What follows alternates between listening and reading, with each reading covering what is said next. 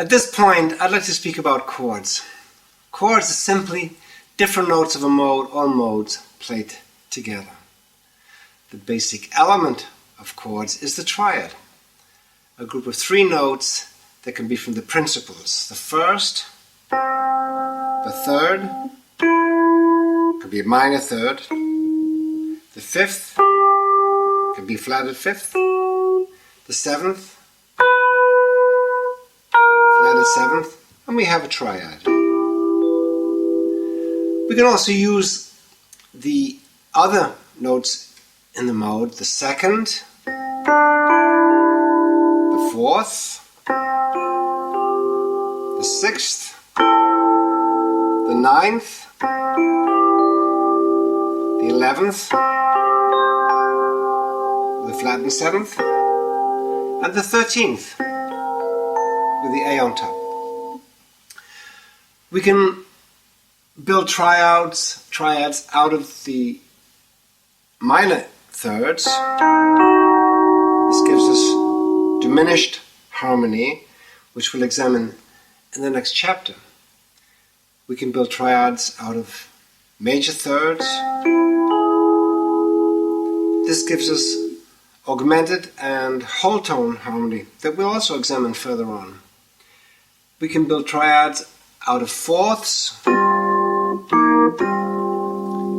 and this quartal harmony has been in use in jazz very much in the last 25 years. We can build triads out of fifths, and if we impose another triad of fifths on top, we can build some very interesting chord. For example, C, G, D, A, E, B. We have a beautiful Ionian chord, just built from fifths. We can build a Lydian, same triad underneath, C, G, D, E, B, F sharp. Dorian the same, using E flat, B flat, and C. And you can even make triads out of sixths and sevenths. Of course, these become a little tricky on the guitar, and of course I'm playing this little keyboard because it's very easy to show you the different intervals available. And we can see that with a combination of using triads built from different intervals, we can create some very beautiful harmony. Now on the guitar, here's how we can play scale tone chords.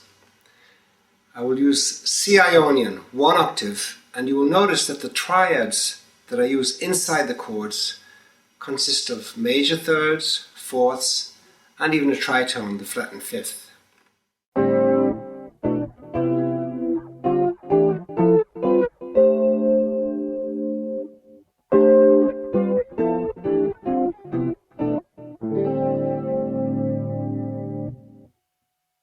Now we just use one major scale, and it's easy to see that the possibilities are very large to be able to use variations in chords while staying in the same tonality.